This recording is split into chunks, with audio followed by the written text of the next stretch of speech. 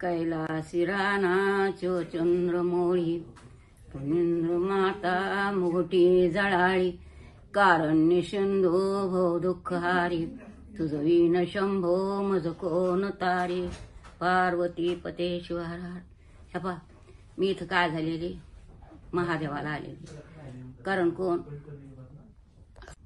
उज्जैनी ओंकारे मंगलेश्वर असे असणारे. पण आम्ही तिथं नाहीत राहिलो, कार दर्शन करून इकडं आलो. परंतु इकडं आलो ते इथं थोडी ती म्हणली बोला आजी म्हणून बोलायला.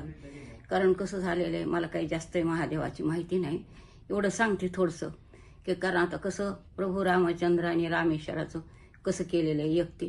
ते एक पाठ आहे आणि एक असणारा पांडवाचं पाठ आहे. 2-3 पाठ आहेत ते सांगते. इथं काही माझं पुस्तक नाही काही नाही, त्याप्रमाणे असणार कसं आहे. मग त्या ठिकाणी काय झालं, एकदा पांडवांचा कुलक्षय झाला. कुलक्षय झाल्यावर धर्मराजाला रुखरुखी लागली की असं मी काय करावं, असं कसं झालं, असं झालं. कोणत्या कामाची माणसाला रागती ना. कारण आपल्याकडून चांगल्या गोष्टी झाल्या तर वाटत नाही, पण वाईट जर गोष्टी करूयात आपल्याला रुखरुखी लागती. त्याप्रमाणे असणारा पांडवा रुखरुखी लागली. मग आता काय करावं, कसं करावं, कुठं जावं, कसं करावं, कोणाला म्हणावं अशी चिंता असते. कारण मनुष्य देहाला आल्यावर सगळंच आहे. कारण मनुष्य देहाला आल्यावर पाप पुण्य आहे. मनुष्य देहाला आल्यावर आपल्याला करावं लागतं. कारण मनुष्य देहालाच आल्यावर सगळं आहे. दुसरे पशु काय जाणे पाप पुण्य, त्यांना काय पाप नाही पुण्य नाही काही नाही असं असणार त्या ठिकाणी. तर असणारे पांडवाला रुखरुखी लागली म्हणजे चला महादेवाच्या दर्शनात. महादेवाच्या दर्शनाकरता असणारे आणि पांडव निघाले. पण कसं असतं पाप घ्यायला कोणी तयार नाही. कारण सुख में सारे साथी आहे, दुःख में कोई साथी नाही असं असणार. कारण सुखाला सगळे सोबत असते पण दुःखाला कोणीही सोबत नसतं. त्याप्रमाणे असणारा पांडवांना पाप लागलं. दर्शनाकरता निघाले लिंगाच्या, परंतु महादेव काही दर्शन घेणार. महादेव पुढे पळायले, पांडव मागे पळायले, महादेव पुढे पळायले.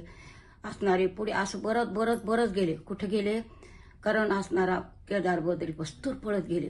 ते पळाले पण भीमाला राग आला की आम्ही दर्शनाला आलो आणि महादेव आम्हाला दर्शन देणार.